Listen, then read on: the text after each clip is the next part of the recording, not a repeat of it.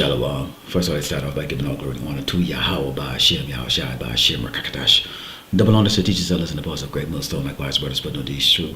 Faithfully, fearlessly, feeding the sheep unto you, brothers and sisters, tuning in. Shalom. Today's lesson's title: Jakes chase racist Nazis and burn their flag.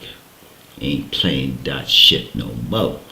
Now, I'm going to show you a short clip here, and actually this happened very recently, in the last 24 hours, in Cincinnati, of all places, which doesn't really surprise me. But you can see here, you know, a lot of these Edomites, they have drunk the Trump juice, you know, and they're getting beside themselves. But, you know, see, punks are punks, and that's all there is to it. And you're going to see here, you know, let's take a look at this clip.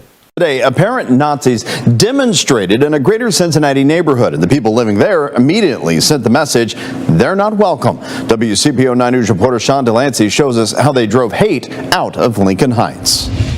People from the historically black Lincoln Heights community were quick to tell a group of people waving swastika flags on that overpass over I-75 that they are not welcome here. In fact, that black blob on the concrete right over there is the charred remnants of one of those flags burned to a crisp.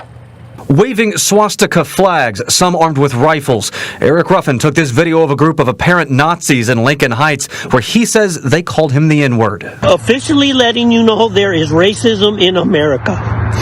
This is absolutely ridiculous that I got to deal with this. Other videos show counter-protesters breaking through a police line to confront them. The group that eventually grew to more than 100 took a swastika emblazoned flag and set it aflame, leaving just this blob.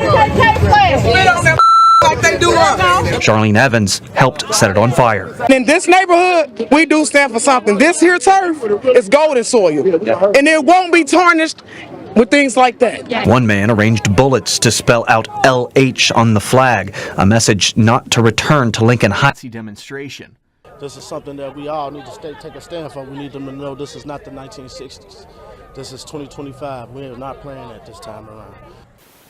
And as you saw in that clip, you know, they got chased out, you know, got punked, you know, and, you know, had their vehicles destroyed, flag burned.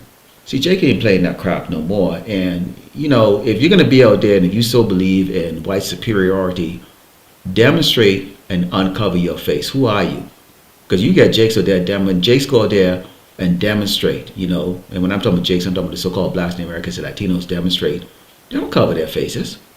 No matter what position they're in this society, they don't cover their faces, okay? We don't cover our faces going out there on the highway and the byway preaching this gospel against these wicked people. But these punk-ass crackers, when they get out there, they got to cover their faces, you know, and they make sure they get out of the doors real quick, you know, especially if the sentry is not out there to stop, you know, the opposition from getting, you know, wild with them. You know, let's go into the book of Genesis 49 and start verse 9. It reads, Judah is a lion swelled from the prey, my son, thou art gone up.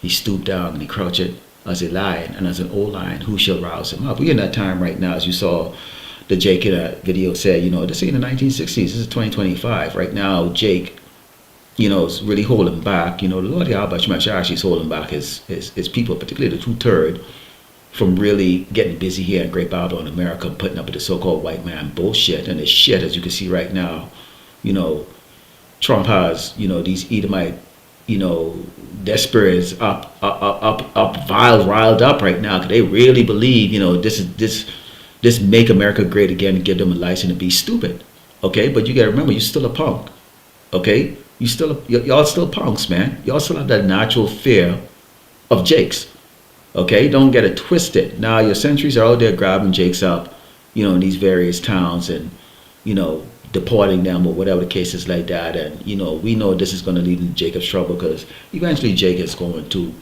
you know, say, look, enough is enough, okay?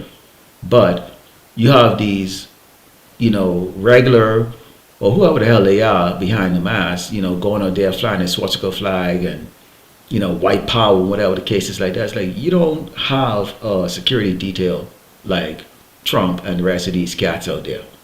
Don't get it twisted, okay? Sooner or later, people are going to see your identity, your true identity, and things is going to escalate. Let's go into Ecclesiastes 7 and 7 reads, surely oppression maketh a wise man mad, and the gift destroyed the heart. Even though Jake, trying their best, to prosper here, Esau might give you a little job here and there, but what we see right now is it's being taken away. A lot of Jakes, and I'm talking about the Northern Kingdom tribes, even showing up to work right now just out of fear of being misidentified as a criminal or a illegal migrant.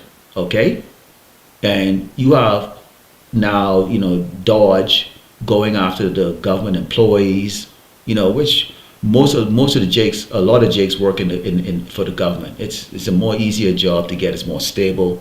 Okay, it's not like corporate America, where there's, it's just blatant racism in the hiring practices, and they wonder why, the companies them are losing, But you can see right now, Jakes are looking around and they're seeing that, the little bit of dream that they had here of trying to get along with these Edomites, that's melting away. These Edomites right now, in reality, they just need an excuse to really show what they really think. Okay, let's go to the book of Psalms 37. And Psalm 14 reads, the wicked have drawn out the sword and have bent their bow to cast down the poor and needy and to slay such as be upright conversation, which you have the prophets out here speaking, about the wickedness of the so-called white man, all the things that he's doing, 24/7. Brothers are looking into alternative news, the regular news, what we see, on YouTube and TikTok, and even what you observe out there yourself, and even through your life experience out there, to let our people know how this man is operating. And the scriptures itself give it makes it plain on table as to how this man operates and what the intention is. Of course, we know the Lord Yahweh Shemeshai controlling all of this. So this is no surprise. Okay, this is not a shock. And another part of the clip which I took out, Jason, join hands, holding hands in a circle, and they're giving prayer to sweet Jesus, and like, oh my goodness, brothers and sisters, you don't need to see that. We already know, these are 2/3 for the most part. We're looking at how their reaction is, because they want things to improve as far as the relationship between the so-called blacks and the so-called whites here. We don't care about that, because we understand that there is a division. There's this animosity or enmity between Esau and Jacob, which is the 12 tribe of Israel. Okay, Jacob and Esau being the so-called white people. There's enmity. We're not looking for that. What we are patiently waiting for and biding our time for is when Mashiach returns and obliterate this man's kingdom. Okay, set up the righteous kingdom. Okay, and we put these people in slavery where they belong. Okay, smack that doggone pride and friggin' doggone racism right out of their asses. Okay, it says their sword shall enter in their own heart and their bow shall be broken.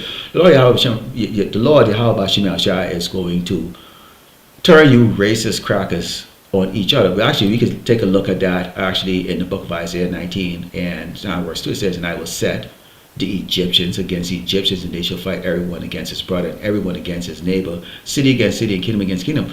You see this on a global scale, but locally in America, that's going to take place.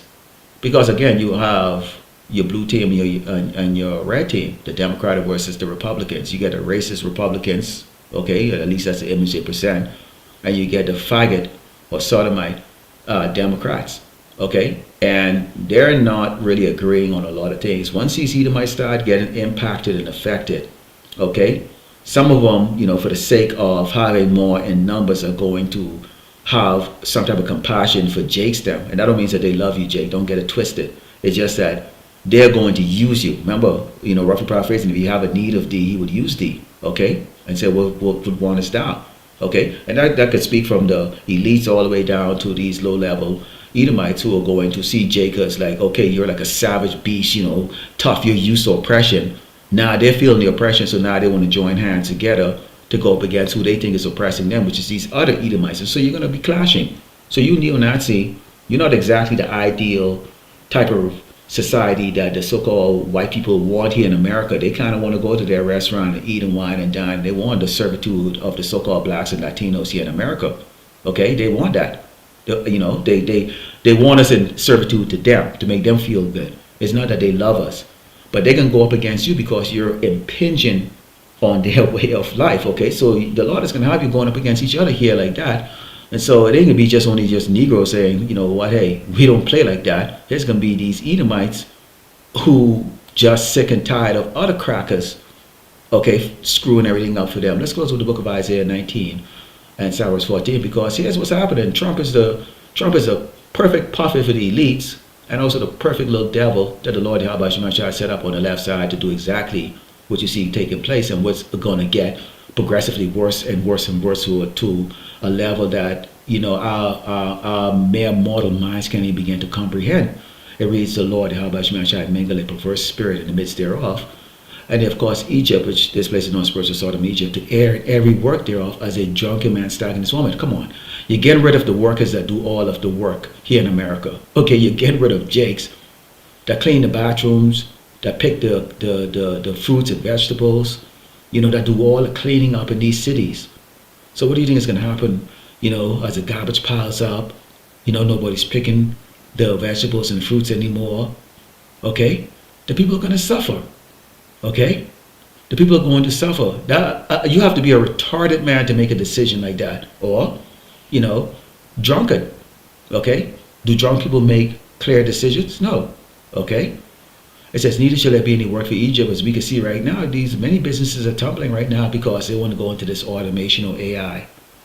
Okay? And two, through the hiring practices, which is that of racism, okay, here in the Great Babylon, America, they've hired just a lot of morons. You only have to be Bob or Suzanne, you know, so-called white people, and sit down in that chair, not qualified to take those managerial or decision-making positions, okay, and you're hired. I mean, take a look at a man that has failed at all his businesses out there, yet still he is the reigning Caesar or the reigning president of the United States. That just goes to show the stupidity of these people and why we need new management.